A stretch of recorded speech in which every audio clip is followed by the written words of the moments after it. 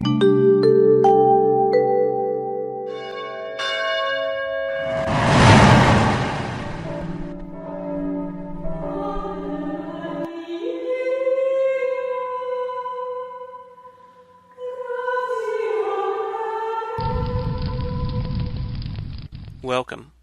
I'm Sebastian Mahfood, and you're listening to WCAT Radio, the on-air wing of En Route Books and Media, bringing you the dulcet sounds of Catholic wisdom. Welcome to The Open Door. Jim Hannock and Matthew Bartko here with friends John Breen, Mario Ramos Reyes, and a special welcome to a returning guest, Christy Yao of the Maryland American Solidarity Party. We'll begin with the ancient prayer, Veni Sancte Spiritus. Come, Holy Spirit, fill the hearts of your faithful and kindle in them the fire of your love. Send forth your Spirit, and they shall be created, and you will renew the face of the earth. Let us pray, Lord, by the light of the Holy Spirit, you have taught the hearts of your faithful. In the same Spirit, help us to relish what is right and always rejoice in your consolation. We ask this through Christ our Lord. Amen. Matthew, can you once again be our guide as we return to the UN Declaration on Human Rights via a continuation to some extent of last week's discussion of Social Security, and then on to the next article of the Declaration? Certainly. And I'll also point out that you missed an introduction. I believe Christy has a wee babe with her this morning, so if you hear the delightful sounds of childhood, that would be where those are coming from. But due to the judicious use of muting technology, I don't think we'll be hearing much from the wee babe. You just never know. It's true. They're no respecters for when the mic is live. So I think for these two, we'll look at Article 24 and Article 25. I'll just give a quick read over both of them. Article 24, everyone has the right to rest and leisure, including reasonable limitation of working hours and periodic holidays with pay. Article 25, everyone has the right to a standard of living adequate for their health and well-being of himself and his family, including food, clothing, housing, and medical care, and necessary social services, and the right to security in the event of unemployment, sickness, disability, widowhood, old age, or other lack of livelihood in circumstances beyond his control. Motherhood and childhood are entitled to special care and assistance. All children, whether born in or out of wedlock, shall enjoy the same social protection. And as these human rights that we've been talking about, you know, the end of this document is all curtailing back to, in particular, these kinds of social security or security that the society should provide to all of its members. I think we would do well to remember the horrors of industrialization when it was unchecked, and we would have people literally working to death in the flour mills and working to death in the iron mills, etc. You know, right now we might take it for granted that we have limited working hours and holidays, but it wasn't always the case. John, would you care to give us your take on Article 24? Just what are the reasonable expectations of our commitment to this rest and leisure? Sure. So the fact that everyone has the right to rest and leisure, it's a basic human right that basically allows the individual not only time to work and to create a living for his family, but also to live with his family. So that way he has time to spend with his family, time to raise his children, you know, and that's in conjunction with his wife. You know, if we were going with the model that a family is made up of a mother and a father. So And like you mentioned earlier, with the coming of the Industrial Revolution, when products were becoming easier and easier to make, commercialization skyrocketed, but the family unit was in the midst of plummeting. And this is, and if anyone remembers the great author Charles Dickens, the old English author there, it was abuses to the right of rest and leisure that he was writing his stories about. So the most popular one, I think I would say the most popular one, is the story of A Christmas Carol. So that families who were working in the mills, and in most cases, the whole family, including mothers, fathers, and the children, that they weren't even allowed to take the holiday of Christmas off, because it was more important to the employer to have his workers working, creating more income for himself, than it was to invest in his workers. So Dickens purposely wrote on the horrors going on in the factories and the mills as a kind of a shock therapy in a certain sense, to awaken the public awareness and to awaken the public conscience and that of the political powers at the time. So, and we've since come from that. But as I mentioned last week, I think we're starting to lose a bit of a sense of that.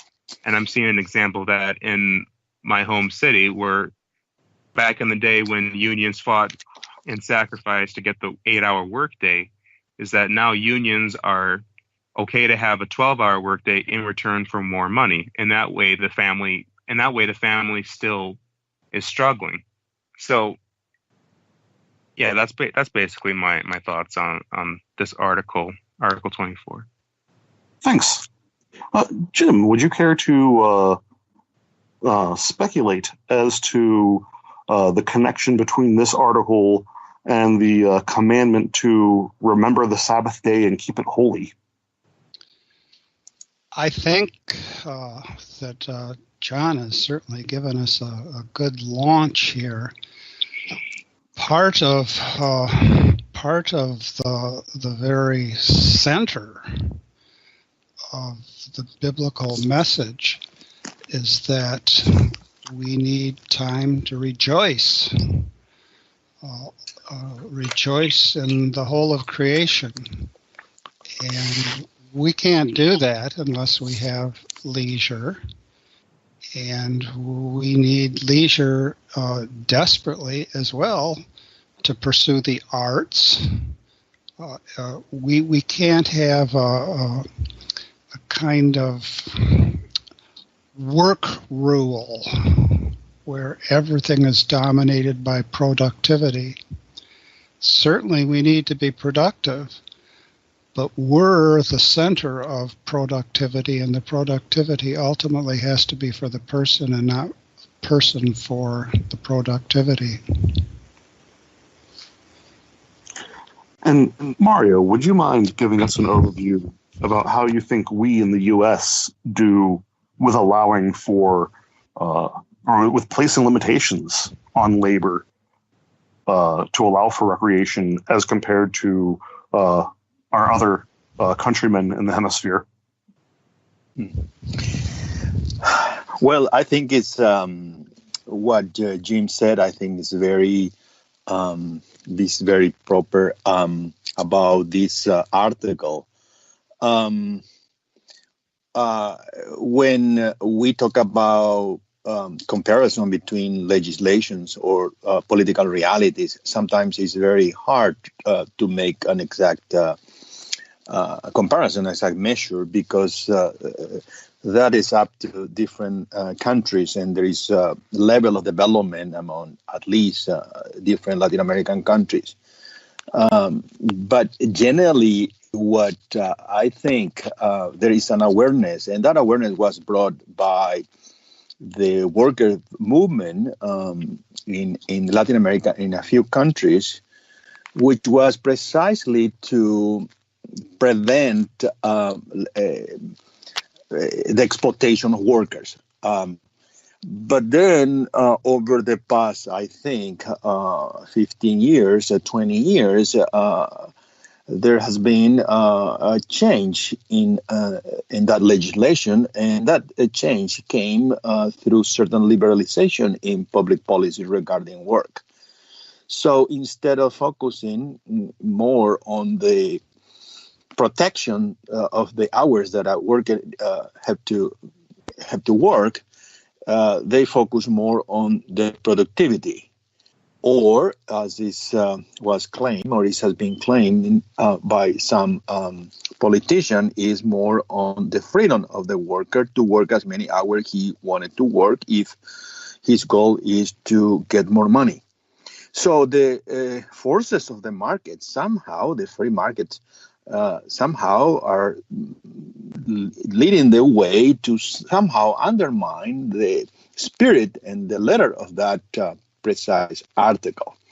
Now, this is a trend, and this is a way by which some democratic reform has been implemented in South America, in many countries. So, to talk about how it's been implemented, there is a variety of situations. But I think overall the trend has been that democracy as such give the right to the worker not to be forced or somehow obligated by union to have a particular number of hours, rather than the freedom of the worker to get into a contract with any employer so that they can work as many hours as he wants. So, and I think that's in some ways is go in a different direction that the spirit of this article is proposing here.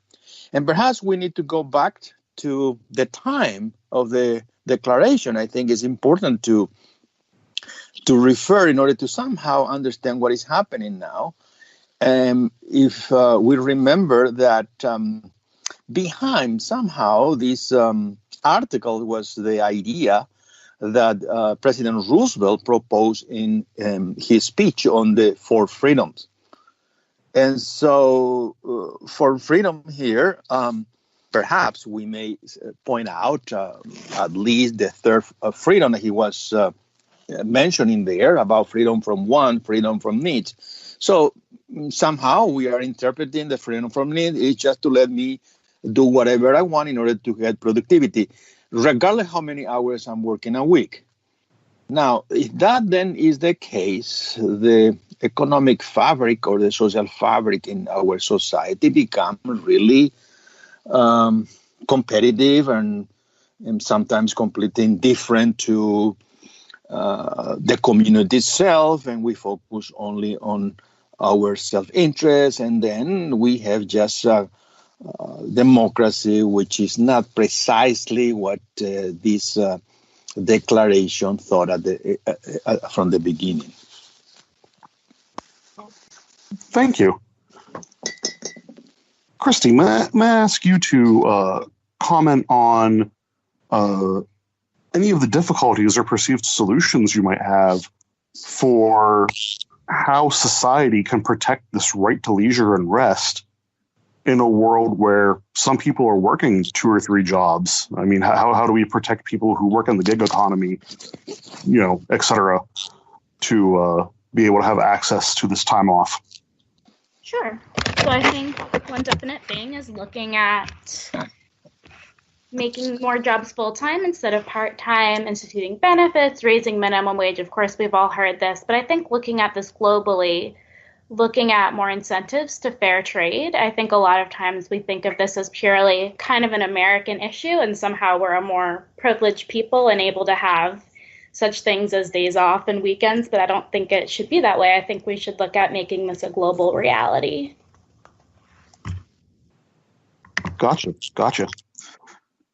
I think that one of the things that might, and we're going into a flight of fancy, we're touching on a pet project, a dream of mine that may be picking up steam in society. It needs a lot more research.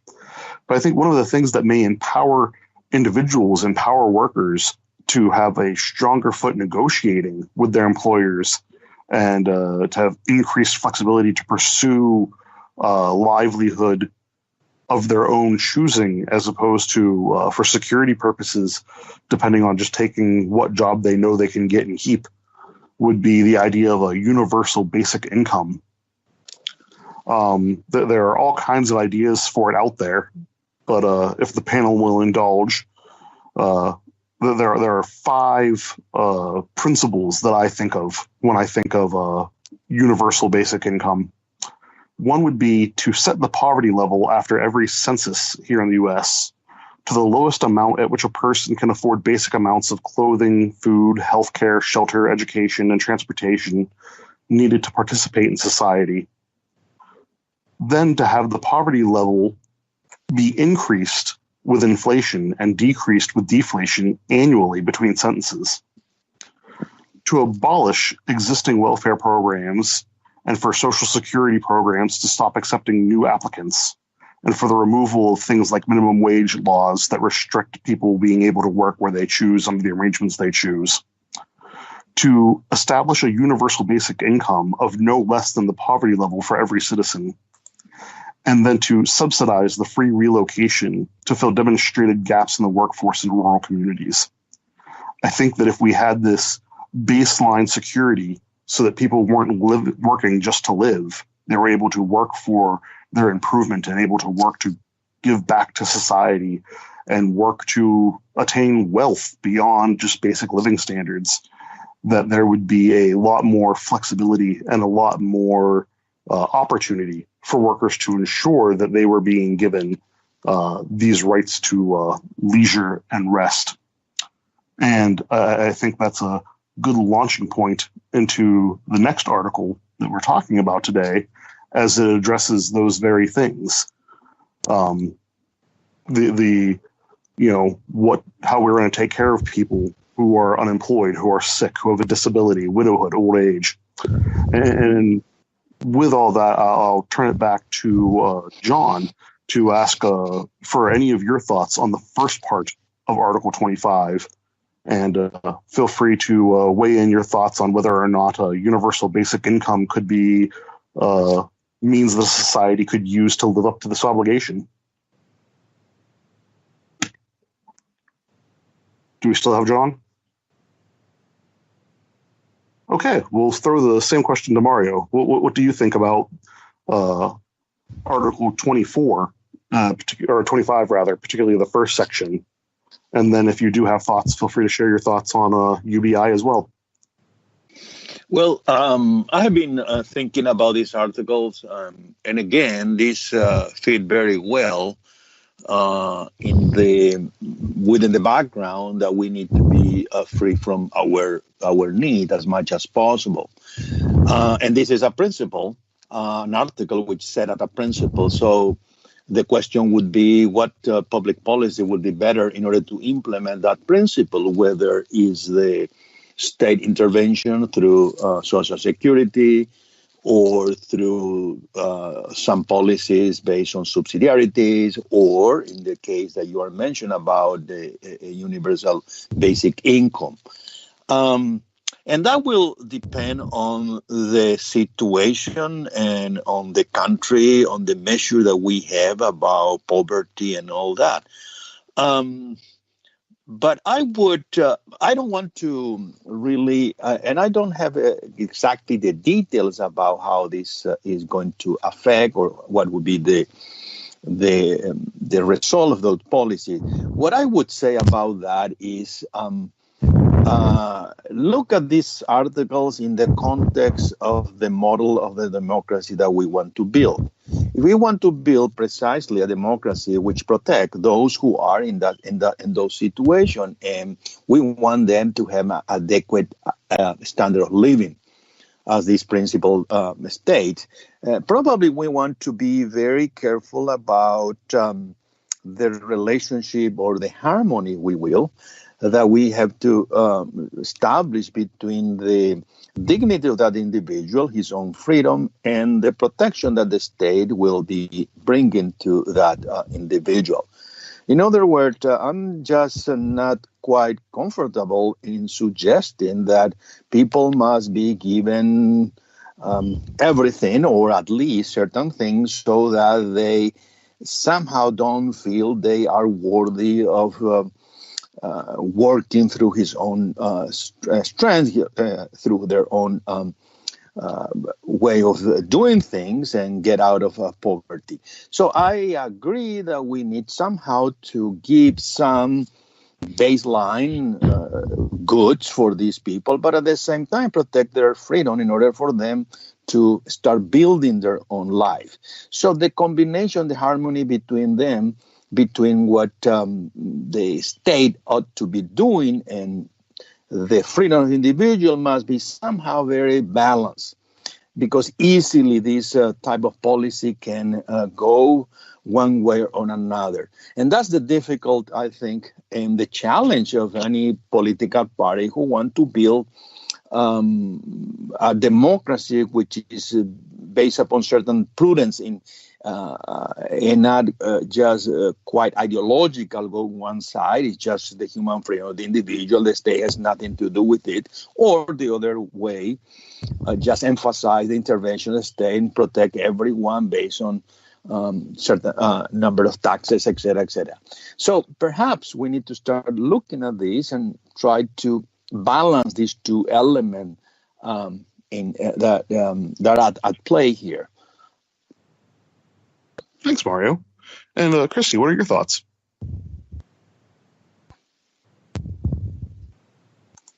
As far as Article 25. Hi, sorry, our littlest panelist was getting a little fussy, so I had moved away from my laptop. But I think this is a great idea in theory. I love universal basic income. In practice, I've struggled a lot with how do we implement this? I think we still need a minimum wage to keep employers accountable. I think we still need a lot of the benefits of full-time work. But I do like the idea of making sure that every person has what they need. So it's something I'm a little mixed on, I guess. Fair enough. And Jim, I'm sure you have thoughts to share with us.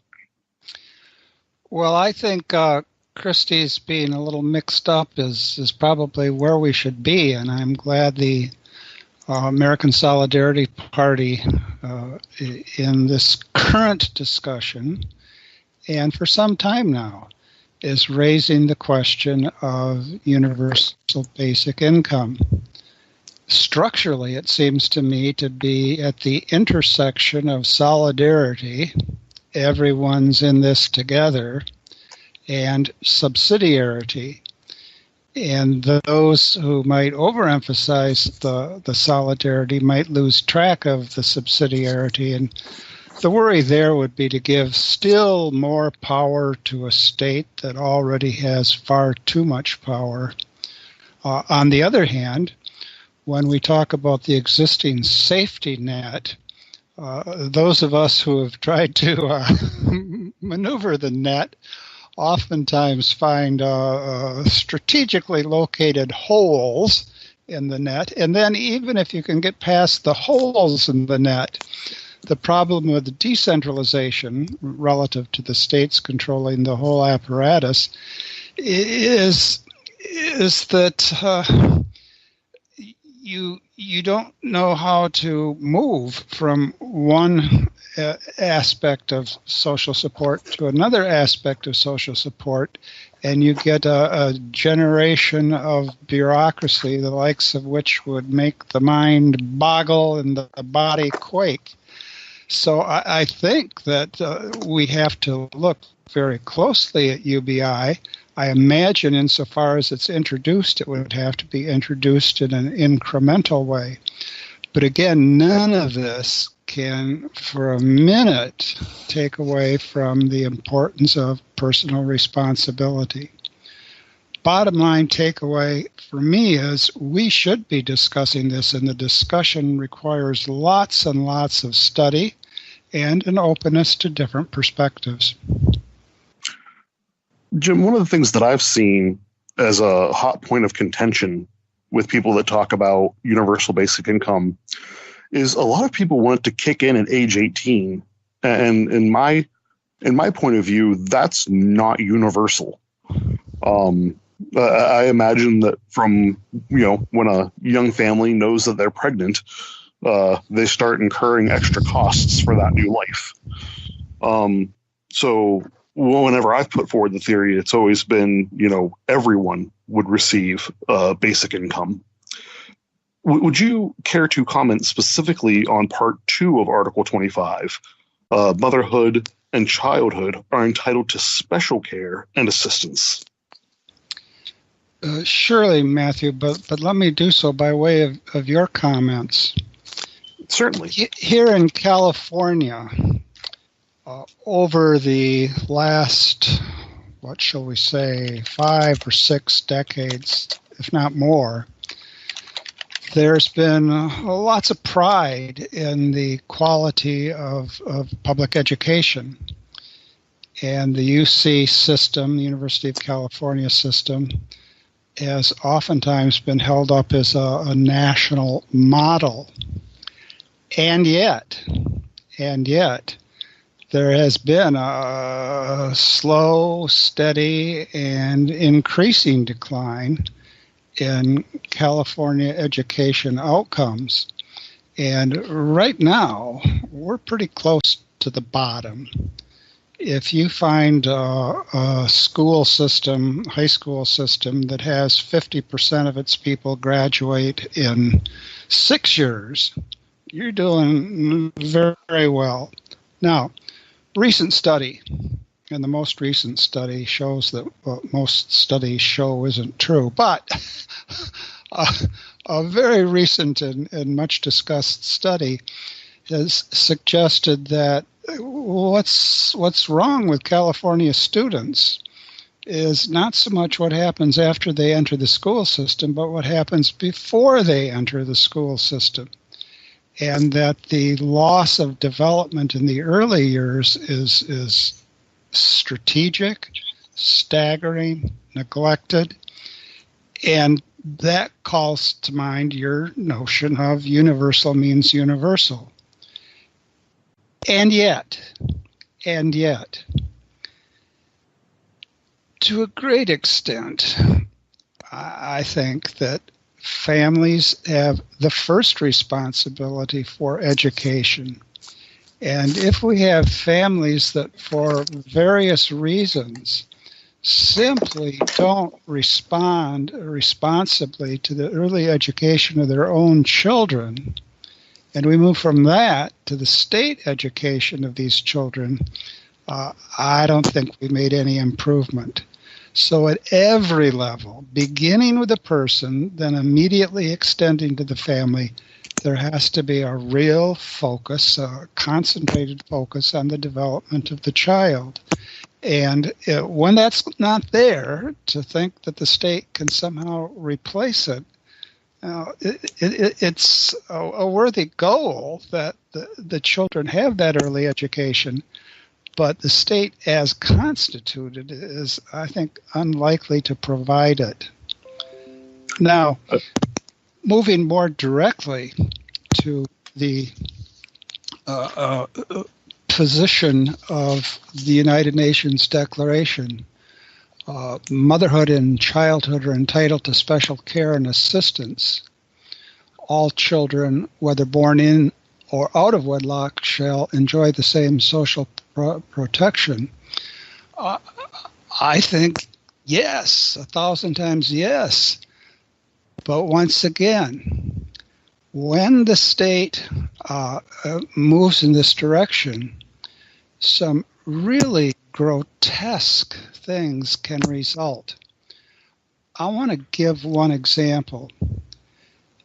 In Iceland, which we see more and more adverts suggesting that it's an ideal place and wouldn't you really like to visit Iceland and this pure little country. In Iceland, the government has strongly supported testing for Down syndrome. And when the government tests for Down syndrome in Iceland, well, a huge majority, huge, staggering majority of the women tested decide to abort their unborn children.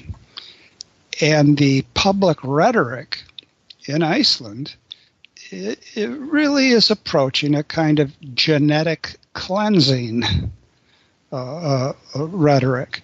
Now, I want to say this about disgusting.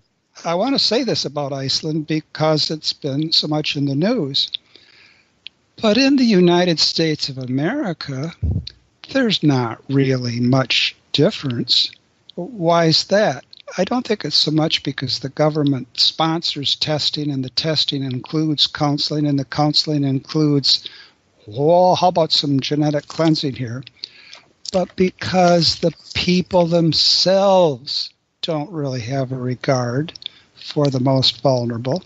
The people themselves, when they have this news, say, well, this is just terrible. And so I think the Icelandic abortion rate for Down syndrome is maybe 6 or 7% greater than in the United States, but not much more.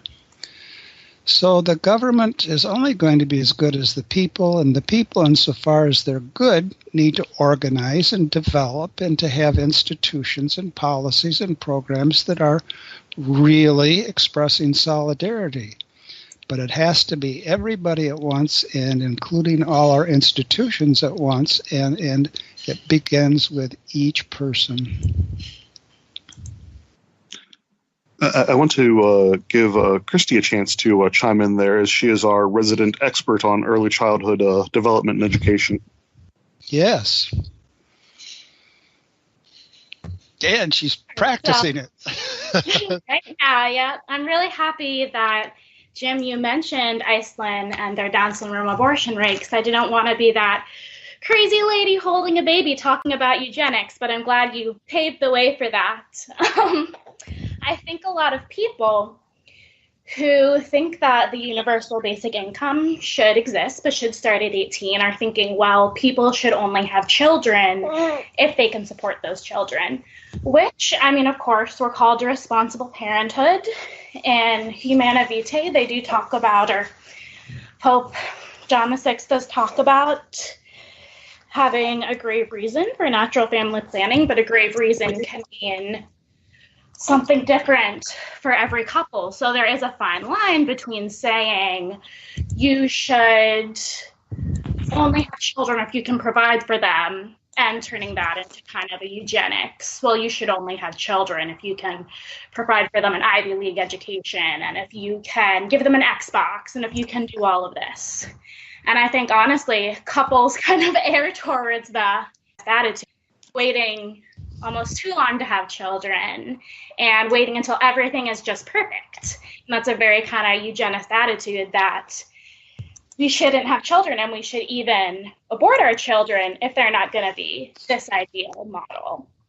And in terms of early childhood education, it's very important to have children of all communities, of all incomes, have access to high-quality preschools, have access to high-quality schools.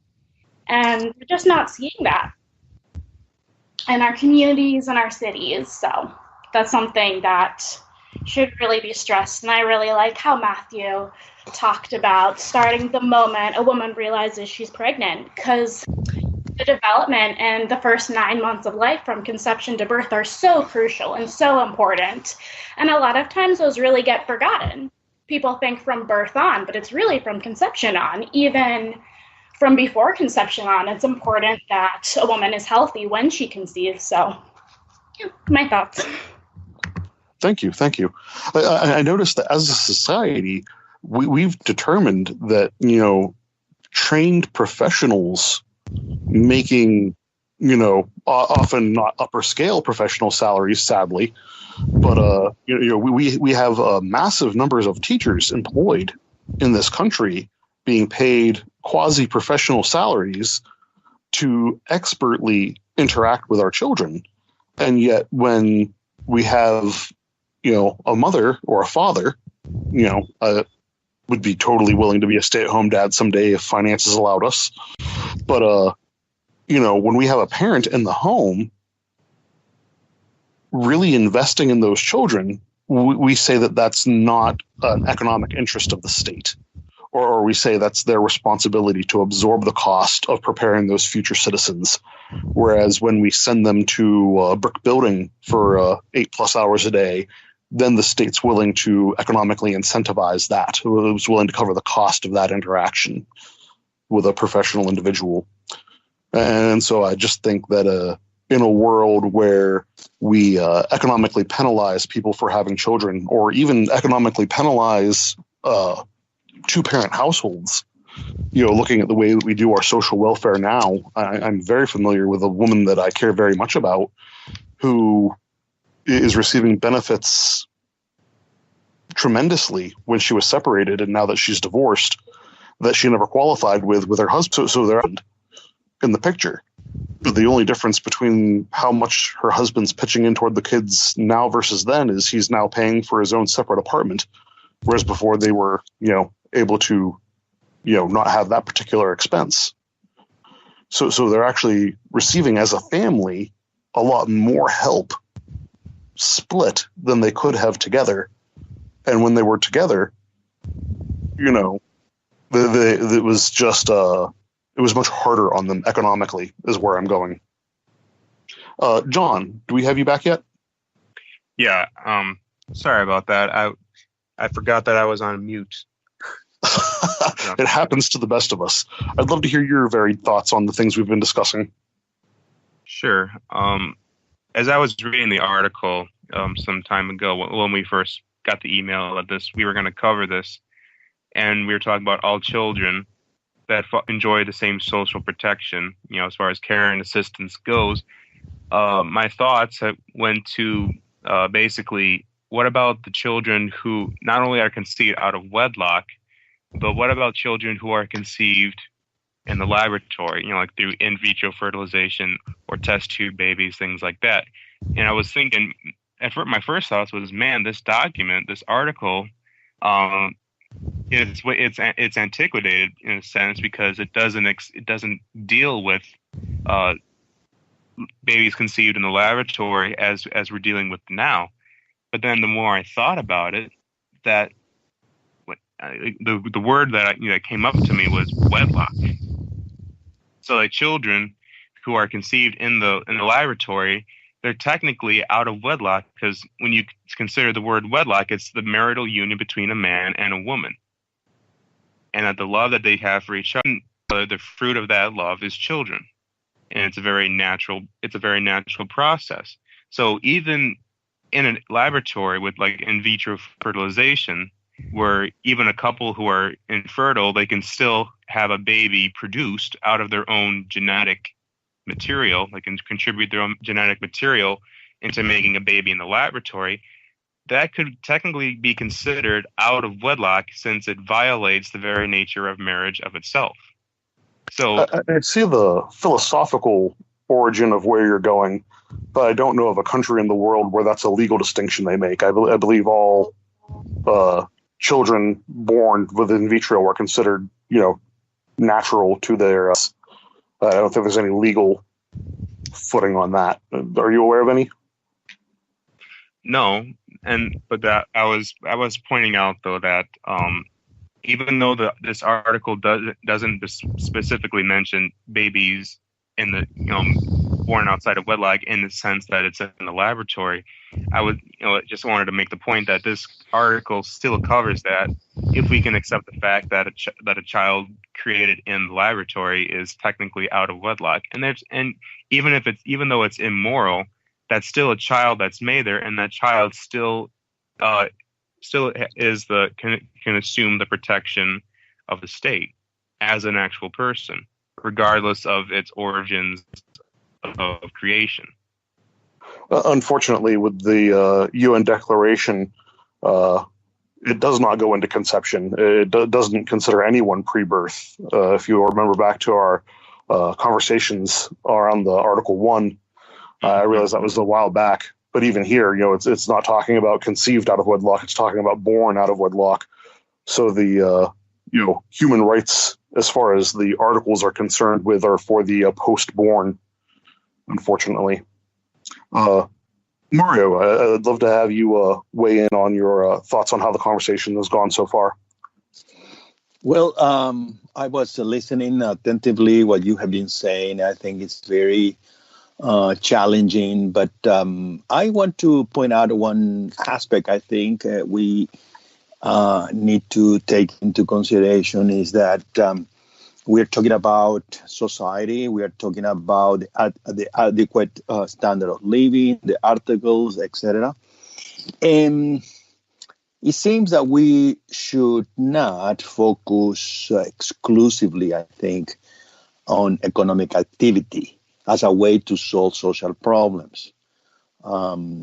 It's true that when we have certain wants and needs, we want some money in order to solve those issues. That's unquestionable. But then we need to start thinking about something which is precede this economic activity. And I think Jim touched on that issue very well. And it is the question, what is the foundation or the source or what nurtured that political society? It is the individual or it is the family. And I think it's the family because the individual or the person is educated in a family. And in that sense, I think we need to remember what Benedict XVI said once, I think in Veritas in Caritate. He said something of that sort, that economic activity cannot solve all the social problems. Because the economic activity has some logic in it, which is not precisely the logic of relationships. It's more a commercial logic, profit, and things of that nature. But instead, we need to focus on some prior to that, which is where the source of what we call the common good come from. And it's the education of the person. And then we need to focus on the family. What type of education are we providing? And that gives us also to an examine in ourselves, in our own families. Because to call the state to protect even income, etc., that is just something that would come later. But by that time, we may already have certain people who may not really are aware of what is truly human. And today in our society, we know that there is a sense of, not only a sense, a reality of the humanization, not only about abortion, not only about euthanasia, about the language we use. There is no longer what we call civic virtue. We treat one another as things. And that is a very sad situation in the United States. We witnessed, I think, yesterday in this hearing where really was the language when you start listening to this expression, yes, is very hurtful. And so where then we should start rebuilding this? And I think it's the family. And I think when we start talking about this policy, I think the first unit that we need to start thinking is about the family. I think that's one of the things that I've actually been surprised to find is that there's a lot of support from the subsidiarity side of the argument and from the libertarian friends I've made for universal basic income. Instead of the state, saying to you, prove to me that you're unemployed, prove to me that you're sick or disabled, prove to me that you're a widow or that you're old or, that you have some other challenge to overcome, and putting all that power for determination in the state. If it's universal and the state's just facilitating it, that actually takes a lot of power out of the hands of the state. I think one of the things that I like the most about the American Solidarity Party, especially in regards to, as we've been talking about, the pro-life agenda, is that we have to be pro-life for the whole life.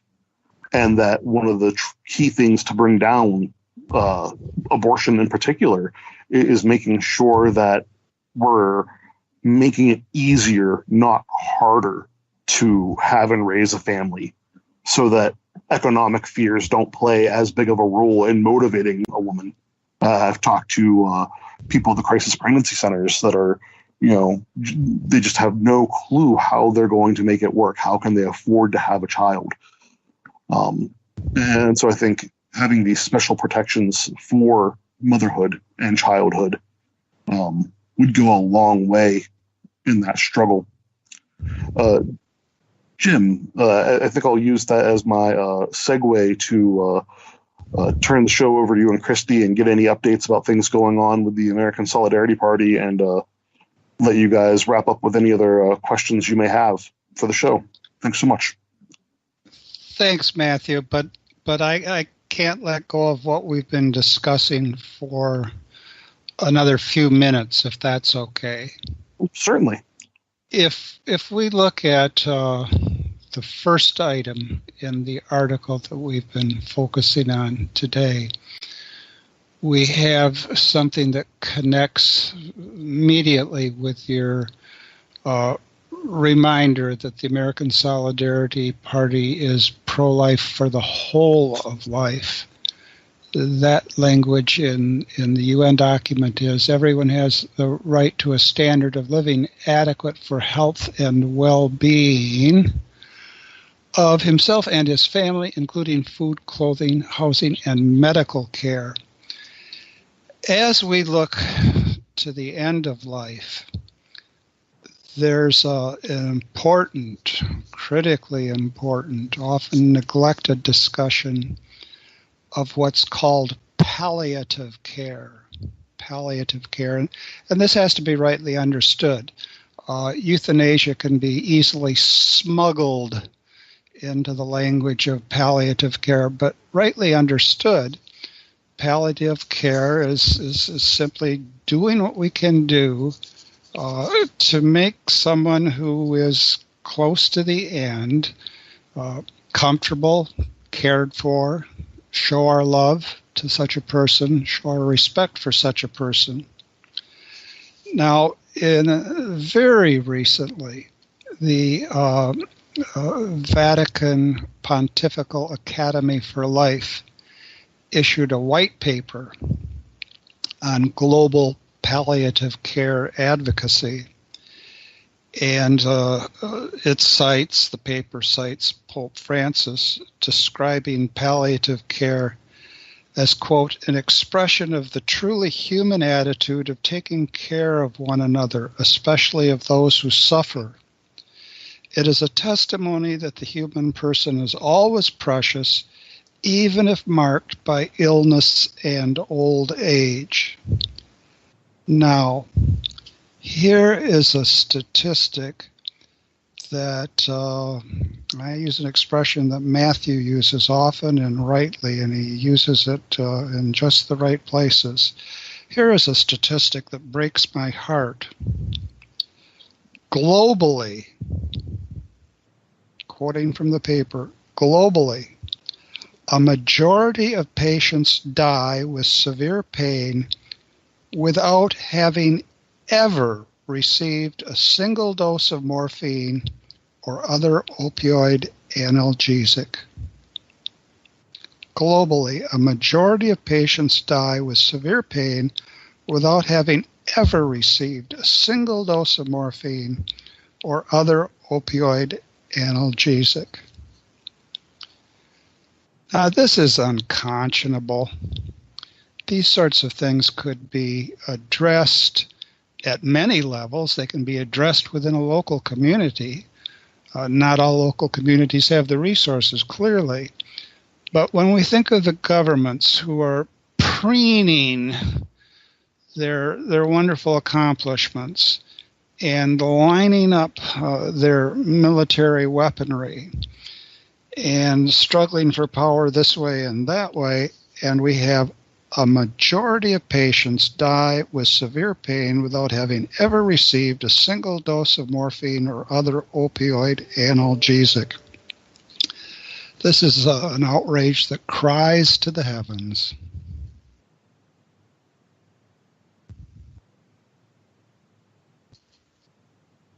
Indeed.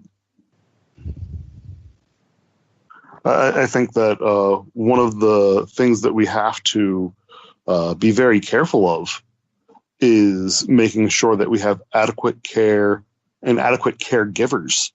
I was listening to NPR not long ago talk about a story about how a lot of the caregivers, and I believe it was Minnesota, for the elderly and the terminally ill, weren't being paid anything more than minimum wage. I think that if we had a system in place where we had more security, where we had the basics covered, that would free many people up to be personal caregivers and to take care of their loved ones. And I think there are any number of specific circumstances that bear on this, but I think we should look to the care of our loved ones as, first of all, in the home.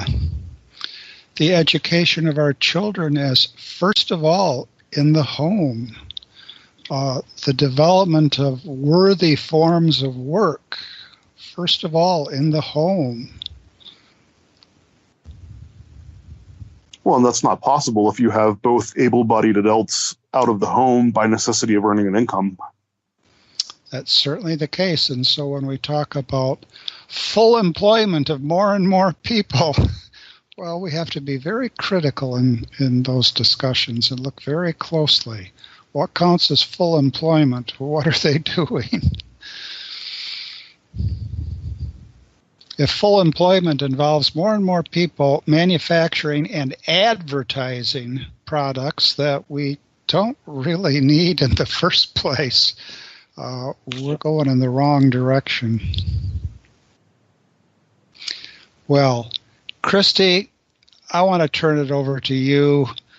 Maryland leads the way, eh?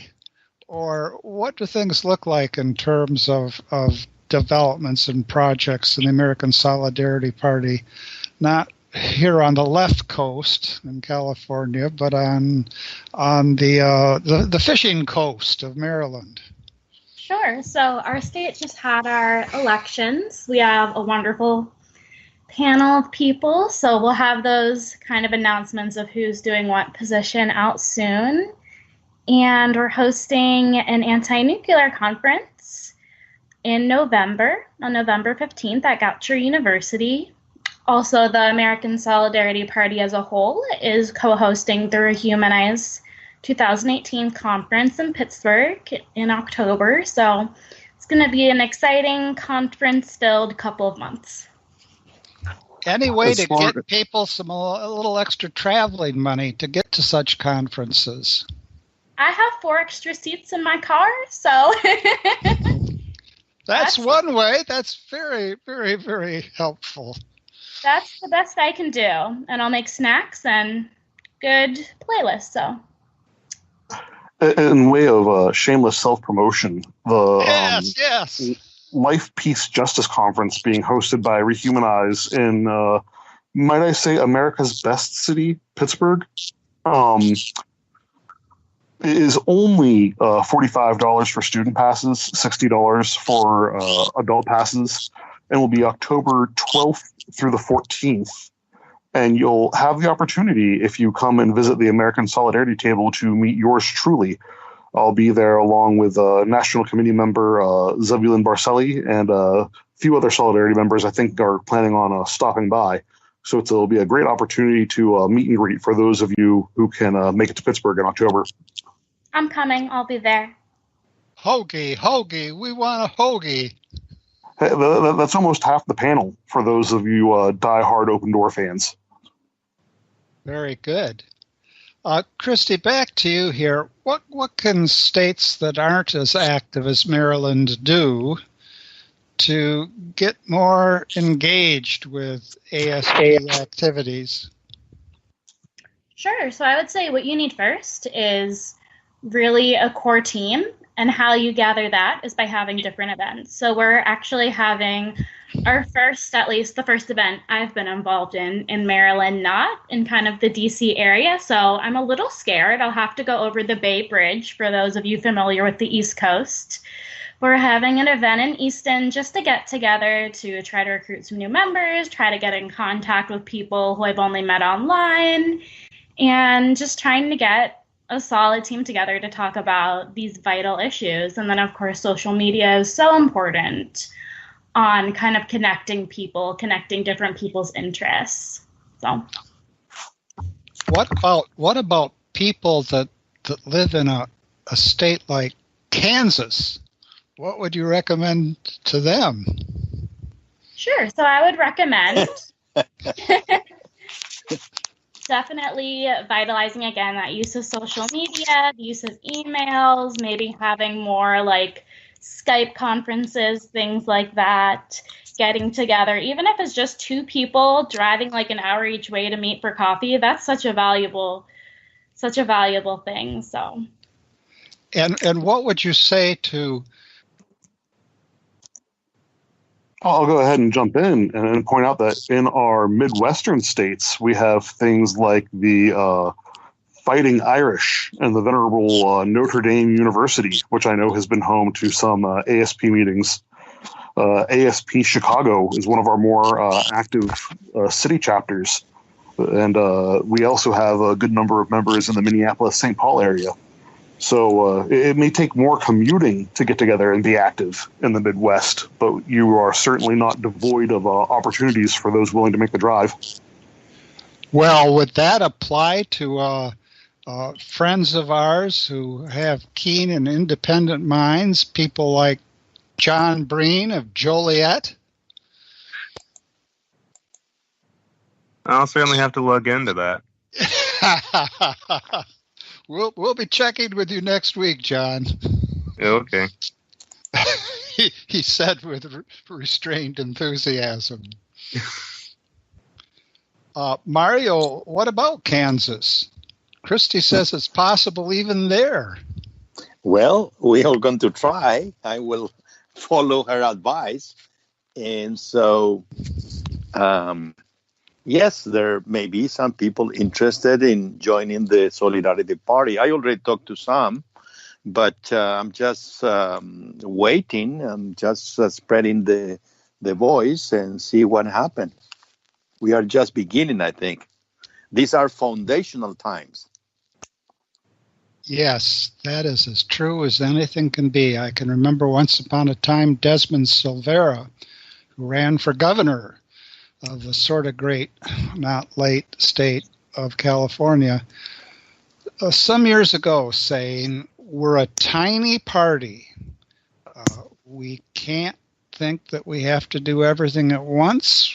We'll do very well if we do some things, if we do them well, and if we keep at them. Just because you brought up Kansas again, Jim, I went ahead and I took a look, and the American Solidarity Party of Kansas Facebook page has 101 likes. And out of the 73 members of the American Solidarity Party of Kansas Facebook group, I think at least half of them still live in Kansas. And others of them have heard the words, "You're not in Kansas anymore." Oh, well. I remember in 2016 how excited I was when I realized that we finally had at least enough presence to be worthy of a Facebook group, even if not a full-fledged chapter of the party in all 50 states and Puerto Rico. It was exciting to me when we reached that level of coverage. I do want to thank our panelists for being with us today. I think these topics are very important, and we're getting close to the end here. We only have 4 articles left to go before we are done with the United Nations Universal Declaration of Human Rights. And to throw out a little teaser, I'm not sure if we'll wait until we're done with the UN Declaration or not, but we have managed to sucker Christy into hosting a talk in our near future on what it means to be a passionate, aggressive feminist in the pro-life movement. And so that's something for you all to look forward to and be preparing your thoughts on. I certainly do. I'm Jim, very I think we'll. excited. Excellent. Jim, would you close us with a prayer? Yes, I'd like to close with a short reflection from Madeleine Delbrel. She died in 1964, French laywoman, writer, mystic, sometimes called the French Dorothy Day. The obligation to announce the good news makes us walk at God's pace and at the same time at our own, which often gives us the gait of someone who is crippled or half blind. With all our powers, our spirit, and our heart, we make our evangelization consist of applying the program drawn up by Jesus Christ. But though we know the program, we have at best a very dim understanding of the plan. Even if the work of each day has been perfectly achieved, we don't know what use the Lord is going to make of it. And if it is extremely clumsy and poorly done, we know even less how it will be used. All we know is that anything surrendered to God is never lost. Thanks to one and all. We'll be with you again next week. God bless, Godspeed. We hope you enjoyed the program and will join us back for another show on WCAT Radio. This is Sebastian Mahfood. Good day.